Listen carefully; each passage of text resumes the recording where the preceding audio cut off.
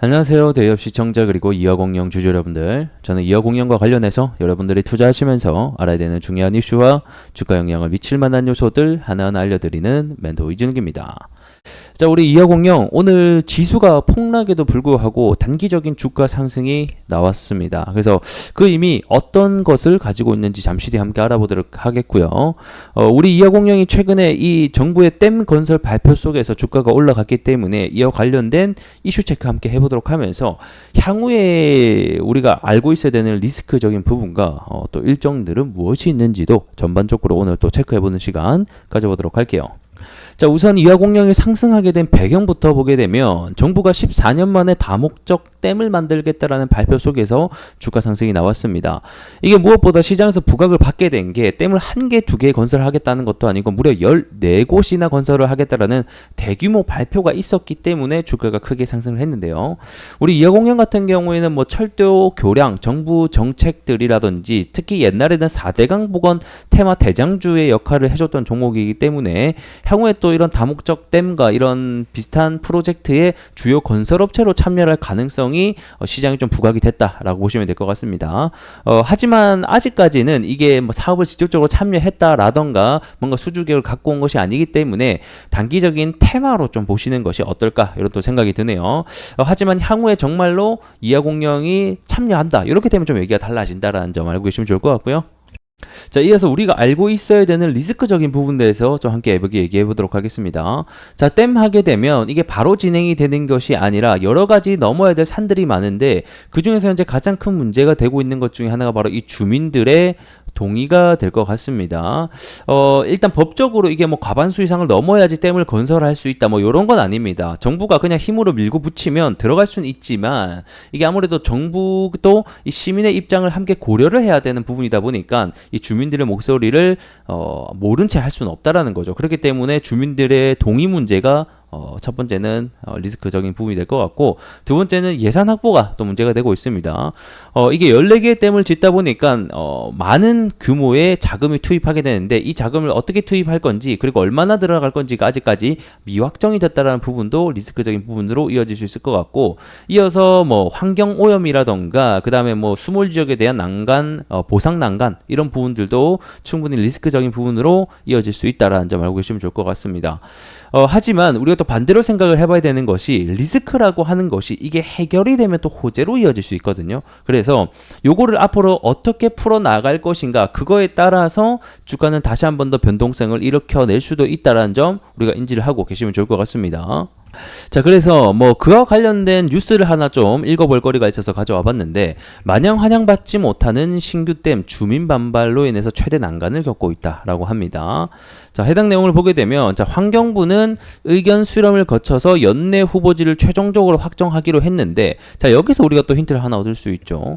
결국에는 올해 가기 전에 연말에 이 최종적으로 확정을 해서 발표를 하겠다는 겁니다. 그러면 자, 지금 현재 8월 달에 관련 이슈를 주가가 상승을 했다가 뭐 이슈가 잠잠해지면 또 주가가 내려갈 수 있겠죠. 그러다가 연말에 다시 한 번 더 해당 이슈가 나오게 되면 또 주가가 올라갈 수 있겠구나. 이런 일정들이 또 있구나라는 것을 인지하고 계시면 좋을 것 같습니다. 그래서 이 남은 시간 안에 이 주민들의 수용성을 확보할 수 있을지가 우려가 나온다라는 내용이 되겠고, 자, 아래 내용 보게 되면 댐 후보지를 정할 때 이 주민들의 과반 동의 같은 조건은 없다. 그러니까 이게 법적 조항은 아니라는 거예요. 그래서 마음대로 밀고 나갈 수는 있지만 최대한 수용을 해서 반영을 해보려고 한다라고 얘기를 하고 있습니다. 그래서 특히 일부 후보지 같은 경우는 이 주민들의 반대가 굉장히 심하게 되고 있어서 난관이 예상이 된다. 리스크적인 부분을 얘기를 하는 거죠.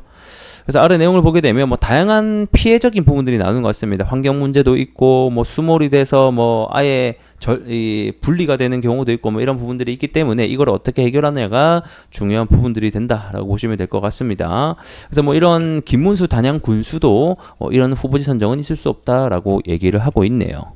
자, 그러면 이런 리스크들이 있으면 또 기대감들이 있을 거 아니에요. 일단 첫 번째 기대감 같은 경우에는 8월 셋째 주에 지역 설명회를 열어서 공청회라든지 이런 부분에 대한 주민들의 댐의 필요성을 설명하고 소통하는 시간에 계획을 가진다고 합니다. 그러니까 8월 셋째 주에 해당 일정이 있다 보니까 다시 한 번 더 주가가 올라갈 수 있다라는 점 알고 계시면 좋을 것 같고, 그 다음에 방금 보신 대로 연내에 해당 발표가 또 있을 것으로 보이기 때문에 연내에 발표한다라는 것은 그동안의 이슈가 계속해서 좀 벌어질 수 있고 그와 관련된 해결책을 어떻게 하냐가 또 중요한 부분이 될 수 있기 때문에 중간중간 해당 부분에 대한 이슈는 나올 수 있겠다라는 점 알고 계시면 좋을 것 같습니다.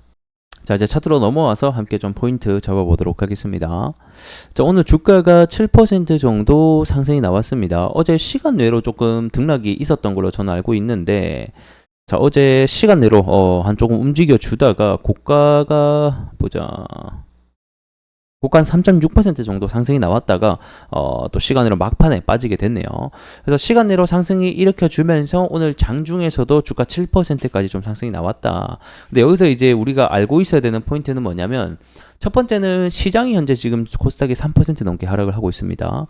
보통 이렇게 지수가 하락을 할 때는 종목도 함께 하락을 해줘야지 일반적인데, 오히려 반대로 상승이 나왔다라는 것은 그만큼 주가가 강하다라는 어떤 의미가 될 수 있을 것 같고, 강하다라는 것은 추후에 주가가 다시 한 번 더 상승이 나올 수 있다라는 의미로 첫 번째로 해석을 해볼 수 있을 것 같습니다. 자, 두 번째 의미 같은 경우에는 기술적 반등이 나왔을 때는 이게 말 그대로 정리하는 매물이 될 수 있거든요.